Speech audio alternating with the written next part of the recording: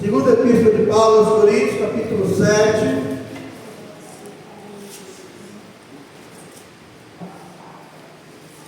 Ao versículo 10. Glória a Deus. Glória a Deus.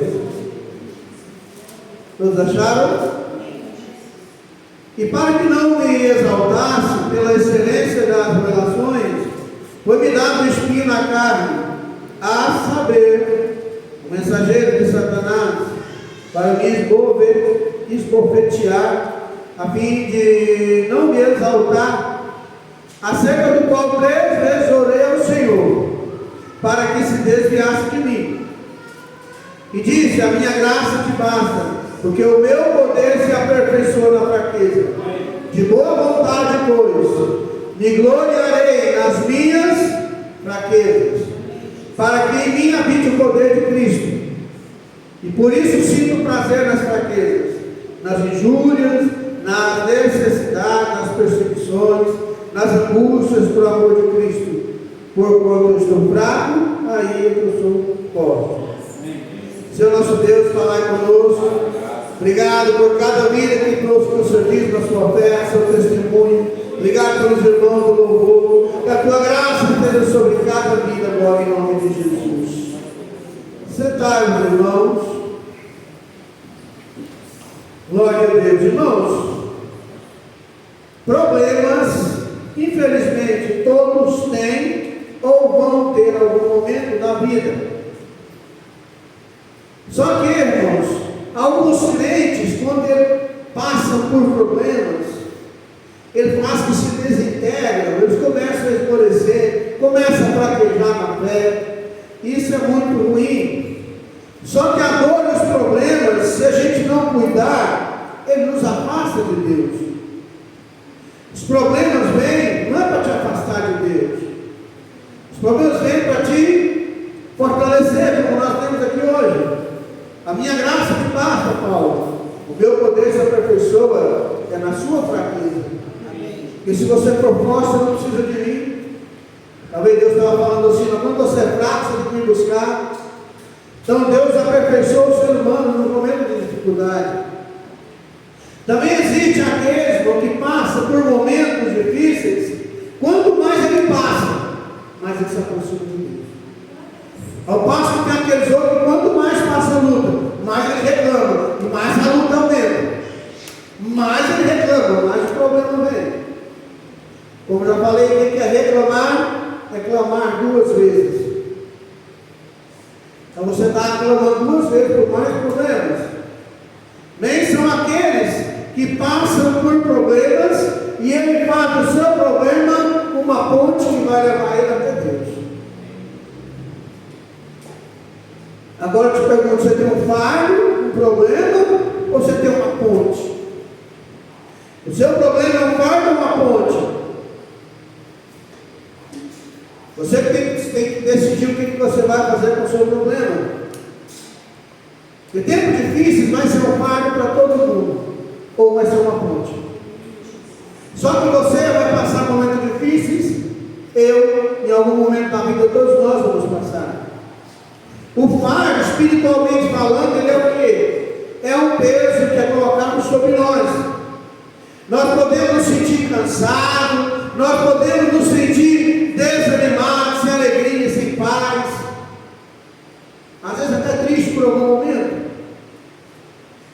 O que é uma ponte? É um contraste, é o que vai superar. A ponte, como todos vocês sabem, ela sempre passa por cima de alguma coisa, não é? Um rio, um abismo, liga um ponto ao outro. A ponte é o elo entre você e Deus. Você precisa fazer do seu problema uma ponte. Faça uma ponte e você vai passar por cima desses problemas todos que você está vivendo.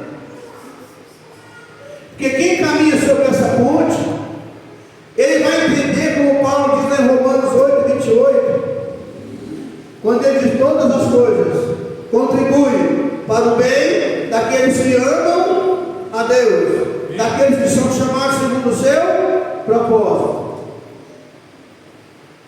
Então, como é que está o seu? Como é que está o seu problema hoje? Como é que está o seu problema? O que você tem feito do seu problema? Já que no momento da dificuldade você está reclamando, chamando mais problema, ou no meio da dificuldade, você está como na música do hino lá do irmão Lázaro, eu vou passando pela prova dando glória a Deus, eu vou passando pela prova dando glória a Deus, né? Ou seja, o meio dos problemas vai modificar, não vai resolver. Mas para mim, se eu resolver, os meus problemas não diminuem. Não. Então o que adianta? Só que se eu começar a reclamar, os meus problemas não vão diminuir. Mas a minha insatisfação, a minha revolta vai aumentar. Porque o diabo escuta eu reclamando. E eu começo a mostrar aos meus vizinhos, os meus irmãos, que parece que está tendo uma vida boa. Já viu falar que acreditaram que a grama do vizinho é sempre mais verde? Mas não é não, pô. Não tem muita diferença não, que a gente pensa que é. Então as nossas adversidades, os nossos problemas tem que ser como na vida de Paulo. Paulo fez do seu problema uma ponte. Paulo é um dos melhores exemplos bíblicos de homem que passou problema. Olha só o que ele diz no começo, esse texto aqui, versículo 10, 2 Coríntios 12, 10. Por isso, sinto prazer nas fraquezas, nas injúrias, nas necessidades, nas perseguições. Olha, está dizendo, eu sinto prazer nas angústias, nas injúrias, na necessidade, nas perseguições. Paulo não era masoquista, não. Masoquista é aquele que gosta de sofrer, ele tem prazer no sofrimento. Não, Paulo não era masoquista. Paulo gostava do sofrimento, mas porque quando eu sou fraco, aí é que eu sou forte. Aí quando eu sou fraco, dizer, eu sinto prazer, porque quando eu me sinto assim, quando eu glorifico o Senhor no meio do problema, a glória de Deus vem sobre mim. E essa glória que me dá força para vencer. Essa glória que vai me dar força para vencer. Porque Paulo teve tantas experiências sobrenaturais na sua vida, uma visão maior, por causa dos problemas que ele teve, irmãos. Ele teve que caminhar mais fundo, ele teve que orar mais, buscar Deus mais. Passe a clamar ao Senhor, faça do seu problema uma ponte que vai chegar até Deus. Não olhe para as suas necessidades, olhe para o seu Deus. A Bíblia diz, olhando para Jesus, autor e consumador da nossa fé. Pare de olhar para o seu problema. Ou se for para olhar, pega o seu problema e põe no altar. Vem com ele para o altar e vai orar e buscar o Senhor. Tem gente que o seu casamento vai mal. Sabe por quê? Porque está olhando só o defeito do outro. Ele não parou para agradecer pelas bênçãos que ele tem recebido. Olha o que Paulo diz em Filipenses 3, versículo 8. Na verdade, tenho também por perda todas essas coisas, pela excelência do conhecimento de Cristo Jesus, meu Senhor, pelo qual sofri a perda de todas as coisas, e as considero como refúgio ou escolha, para que possa ganhar a Cristo. Tudo aqui é relacionado aqui a esse mundo. Paulo falou, olha, sabe, tudo isso eu considero como perda, como esterco. Isso não tem valor para mim nenhum. O que me importa é estar na presença de Cristo. O que me importa é estar na presença de Deus. Através da dificuldade, Paulo aprendeu. Você tem aprendido com os seus problemas, com as suas lutas? Você tem aprendido com o erro do vizinho? Você não precisa aprender com o seu. Mesmo porque você só tem uma vida, não é? Você não vai dar para cometer todos os erros. Você vai ter que aprender com o erro do outro, ou não?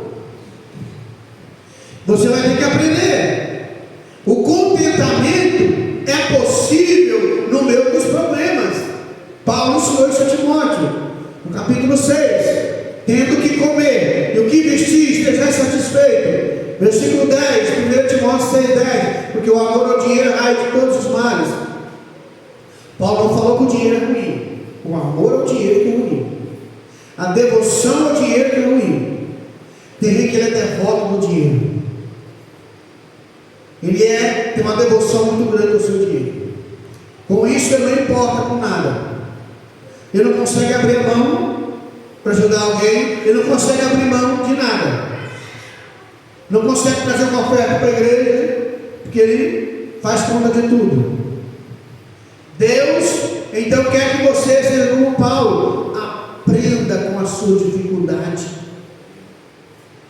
O apóstolo Paulo explicou: eu aprendi a viver contente em qualquer circunstância. Filipenses 4,11. Eu aprendi. Coloque Filipenses 4,11. Eu aprendi a viver contente em qualquer situação. Não digo isso por causa da necessidade, porque aprendi a contentar-me com o que tenho. Eu tenho, eu contento com aquilo que eu tenho. Não é que eu não queira mais, mas eu dou graças pelo que eu já tenho. Eu glorifico ao Senhor pela vida que eu tenho. Deus provê força espiritual para você no meio da fraqueza. As limitações de Paulo foi o que fez dele um grande apóstolo. As suas limitações fez dele um grande homem de Deus, porque através das suas limitações ele trabalhou sobre elas. Foi por isso que ele diz: a minha graça, Deus falou, pela minha graça te basta, o meu poder se aperfeiçoa na sua fraqueza. Em suas lutas, irmão, o que você tem que fazer? Deixar Deus te guiar. Em suas lutas, deixa o Senhor te guiar. Se alegre no meio das tristezas. Pastor, como é que eu vou estar triste e me alegrar? Você tem que conhecer a Bíblia. Romanos 8:28. Você tem um problema, você vai repetir como eu aprendi com a palavra de Deus. No meio do problema, no meio da luta, você vai lembrar do que Paulo diz, Romanos 8:28. Todas as coisas contribuem juntamente para o bem daqueles que amam a Deus. Aí você vai fazer a pergunta crucial: será que eu amo a Deus de verdade? Porque se eu amo a Deus, o que eu estou passando é para o meu bem. Ainda que eu errei, ainda que eu falhei, Deus vai me ensinar através desse problema. E para lá eu não vou voltar nunca mais. Está entendendo? É como eu falei aqui semana passada: o seu passado não pode te governar, mas o seu passado é referência de onde você nunca mais quer voltar. Quando eu me casei, minha esposa tinha 19 anos e eu tinha 21. Mas eu não troco a minha esposa de hoje pela de quando ela tinha 19 anos. E ela sabe disso. Porque eu aprendi que você precisa valorizar cada momento da sua vida. Tem pessoas que estão vivendo a sua vida deixando passar coisas pequenas que são importantes. Busque a Deus no meio da luta. No meio dos problemas, busque o Senhor. O Senhor é a fonte de todas as nossas necessidades. O que o apóstolo Tiago diz? Tudo que é bom vem do alto, de cima, descendo do Pai das luzes, e quem não há mudança, nem sombra de variação. Quando confiamos plenamente no Senhor, irmãos, eu posso dizer as palavras de Paulo aos Filipenses 4:19. O que ele diz ali? Olha só: palavra do homem que confiava em Deus, fazia do seu problema uma ponte para chegar dentro da vontade de Deus. O meu Deus, porém, segundo as suas riquezas, suprirá todas as vossas necessidades em glória por Jesus Cristo. Quando eu confio no Senhor, eu sei que Deus vai suprir a minha necessidade. Deus vai suprir a sua família, e Deus vai suprir a necessidade do seu lar. Palavra do próprio apóstolo Paulo, no meio do livro de Filipenses, capítulo 1, versículo 6: aquele que começou a boa obra em vós, ele há de completá-la. Deus começou uma obra no seu casamento, ele vai completar. Deus começou uma obra na sua família, ele vai completar. Deus não deixa nada pela Sabe o que está escrito no livro do profeta Isaías 55? A minha palavra não torna vazia. Não. Ela faz o que é determinado. Deus não deixa a sua palavra ser profetizada em vão. Podemos confiar então. Paulo tinha aprendido, irmãos, a depender do Senhor. Olha o que ele diz em 1 Coríntios 10, 13. Olha só como o homem tinha a visão aguçada do que era Deus para ele. Não sobreveio sobre vós tentação senão humana. Toda tentação que tem na minha vida e na sua é humana. Mas fiel é Deus, que não deixará tentar acima do que podeis. Antes, com a tentação dará um escape para que possais suportar. Mas estou no meio da provação, estou no meio da tentação. Fica tranquilo. Deus vai te provar só até o momento certo. O Senhor não quer te destruir, Ele quer te fortalecer. E para você te fortalecer, Ele tem que aumentar a carga que você está suportando. Valorize muito, mas muito mesmo, o Senhor. Muito mais do que os seus desejos. Deus valoriza muito mais o servir do que os nossos desejos. Servir a Deus é muito mais importante que aquilo que você quer, que aquilo que você gosta, aquilo que você tem vontade. Paulo disse em 2 Coríntios 12, 7: e para que não me exaltasse pela excelência das revelações, foi me dado o quê? O espinho na carne. Muitos acham que esse espinho na carne que ele tinha era um problema na visão. Em toda carne ele escrevia, depois passava para alguém escrever. Ele tinha um problema na visão, provavelmente. Então tinha um espinho na carne. E ele disse que esse espinho era mensageiro de Satanás. Foi me dar um espinho na carne, a saber, mensageiro de Satanás, para me esbofetear, a fim de não me exaltar. Deus não quer que você se exalte, mas quer que você pegue o seu problema e transforma no meio de alcançar a vitória que você está tanto buscando. Deus está te moldando o seu caráter com os seus problemas. Deus está te moldando a sua vida hoje. O Senhor quer desenvolver o seu caráter. E o seu caráter é a sua dignidade, aquilo que vai te dar respeito, aquilo que as pessoas olham para você e falam: se algum dia eu for para a igreja, eu quero ser como aquele rapaz, eu quero ser como aquela moça. Se for para me converter, eu quero ser como aquele homem. Como é bom quando as pessoas falam assim de nós. Como diz Billy Graham, nós somos as Bíblias que o povo está lendo. Nós somos o sermão que o povo está observando. É para você que eles olham. As pessoas, olha o que diz lá em Mateus 5: vós sois o sal da terra e a luz do mundo. Se você é luz, então você tem que brilhar. As pessoas olham para você para ver Deus em você. E eu preciso então ter cuidado. Em tempo difícil, irmãos, Deus nos dará muito mais daquilo que a gente está pedindo ou pensamos. Glória a Deus. Quanto mais desafio a gente enfrenta, mais eficaz a gente vai sendo a nossa mensagem para os outros. Conversa com alguém que tem experiência com Deus. Como é bom você ouvir pessoas que têm experiência com Deus, aquelas pessoas que têm aquela fé, que já venceu tantos obstáculos. Você escuta e você não quer parar de ouvir. Sabe por quê? Porque aquilo ali está motivando a sua fé. Nossos problemas é alimento para quem está passando dificuldade. Você vai dizer como Cristo diz em Mateus, em João 16: no mundo tereis aflição, tende bom ânimo, eu venci. Se eu venci, você vai vencer também. Você vai dizer para o seu irmão, para a sua irmã: olha, você está passando por uma luta, mas eu passei também, eu venci, você vai vencer. Agora, uma coisa que você não pode fazer: quando alguém for te contar um problema, pelo amor de Deus, não faz isso não. Não fala o que eu vou te falar não. Já viu aquela pessoa que você conta um problema, uma dificuldade, ele fala: rapaz, isso não é problema, eu vou te contar o que é problema. Se eu te contar a minha vida, você chora. Não, misericórdia, você é servo de Deus.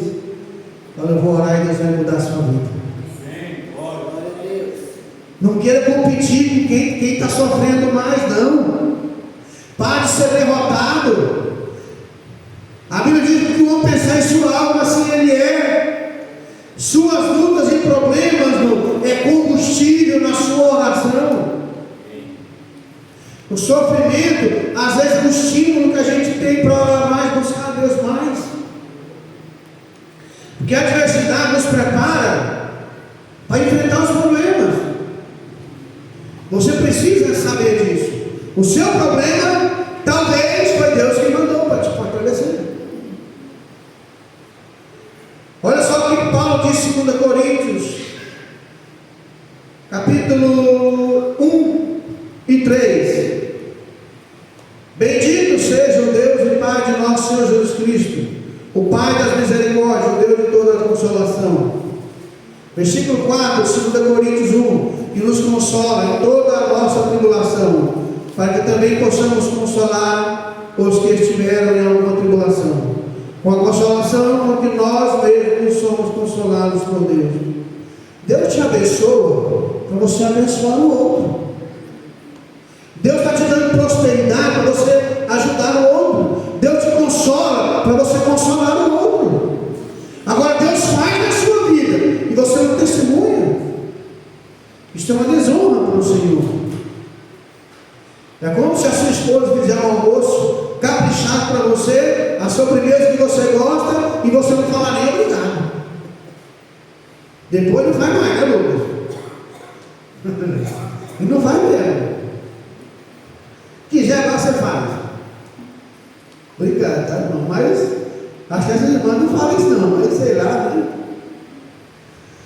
Por que, irmãos? Não é bom você reconhecer o trabalho? É bom, irmãos. É bom. Então passa a agradecer mais. Passe a agradecer mais. Você que é filho, seu pai e sua mãe faz tudo para você. Quando foi que você agradeceu? Seja grato. Bem, o espinho de Paulo, irmãos, foi projetado por Deus para que ele seja uma pessoa humilde e não se exaltasse. Então tem muito homem e mulher de Deus por aí que está precisando uma chuva de espinho na vida dele.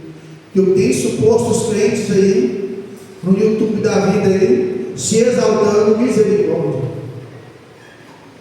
Se você é desse que consome esses pregadores aí, irmão, por favor, desliga mais seu celular e abra mais a Bíblia. Você vai ganhar muito mais. Porque, irmãos, nós temos que conhecer a alegria no meio da tribulação. Onde é que está escrito isso, pastor? Filipenses 4:4.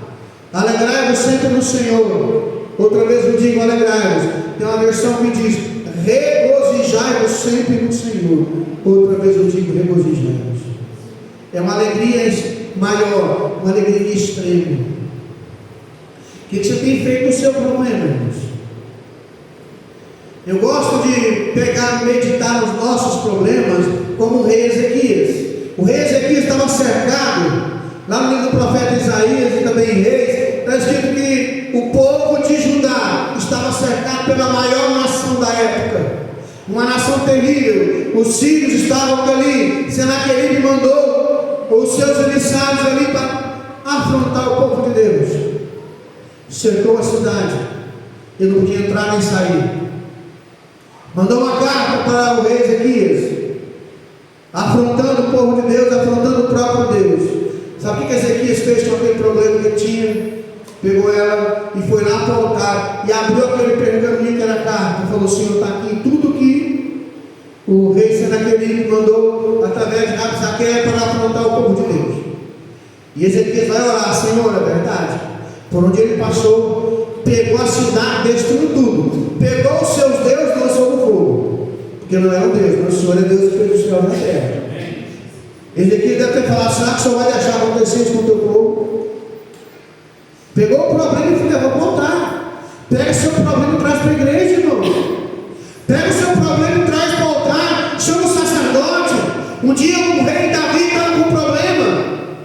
1 Samuel capítulo 30 diz que Siclag, aonde o Davi e seus homens moravam, onde suas famílias ficavam, foi tomada. Seus filhos, suas mulheres, todas foram levadas cativo.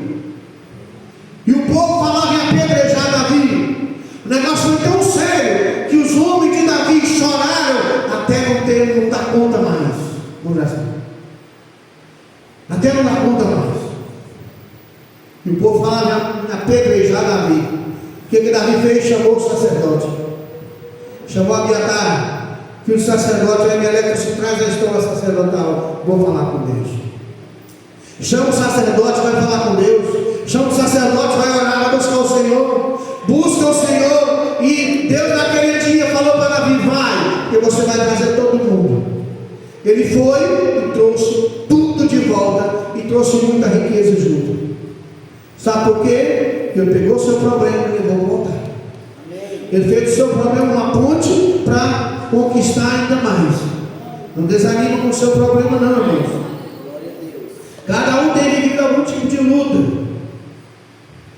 E será que não é hora de você pegar essas lutas, os seus problemas, trazer para o altar, não? Será que não é hora de você pegar tudo isso, não?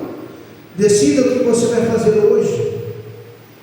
Decida o que você vai fazer hoje, irmãos. Decida o que você quer.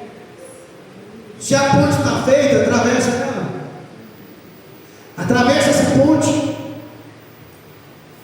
Pega seus problemas. Lembra quando Pedro caminhou sobre as águas?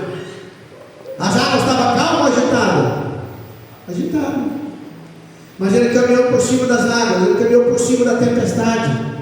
Você pode caminhar por cima da tempestade. Pedro caminhou por cima da tempestade, literalmente. Como? Por quê? Porque ele estava olhando diretamente nos olhos de Cristo.